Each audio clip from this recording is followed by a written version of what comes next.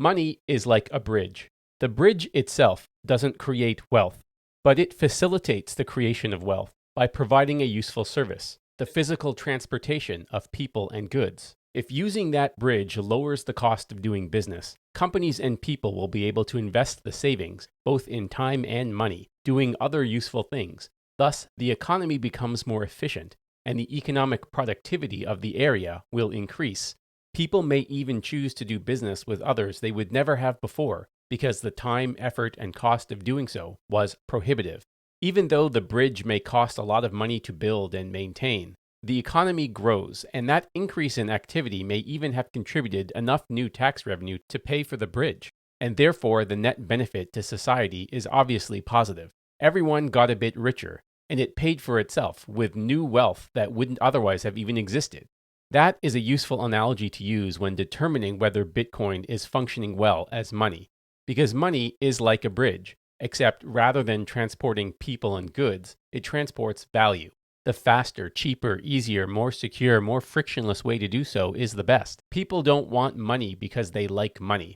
They want money because they like the things you can do with money. Money is a service. Money is a means, not an end. It is not the destination. It is the bridge. But just as the ability to build a physical bridge is not enough on its own to justify building it, the same can be true for a value bridge. One can imagine a physical bridge that is so elaborate and expensive and provides such marginal utility, if any, that it doesn't make sense for it to exist at all, because it costs more to build and maintain than any benefits it provides the economy. And obviously, I'm referring only to the legal non-black market economy, because reducing the cost of crime should be in the negative column. A bridge doesn't exist in a vacuum. It exists in a world in which people have choices. Therefore, it doesn't need to fulfill just the basic requirements of a bridge. It needs to be better than what it hopes to replace. Otherwise, it doesn't displace anything.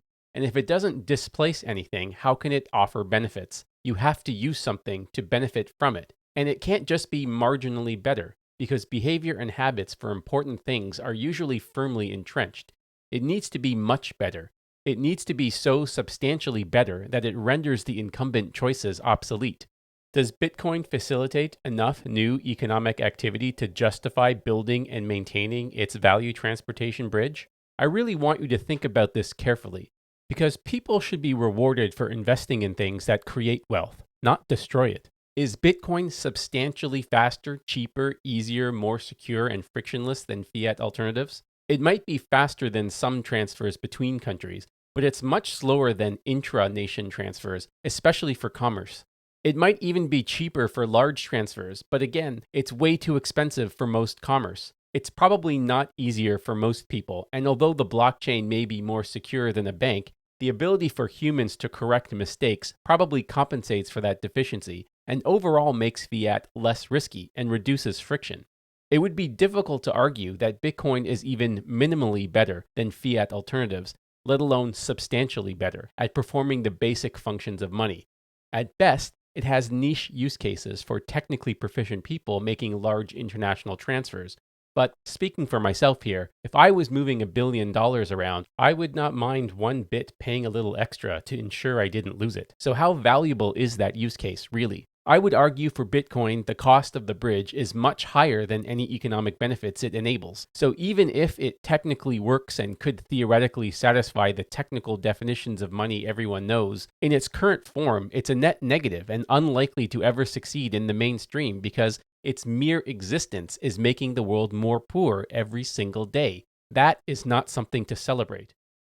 If you found this content helpful, please consider liking the video and subscribing to my channel. It really does help get this channel more exposure and keep me motivated to produce more content.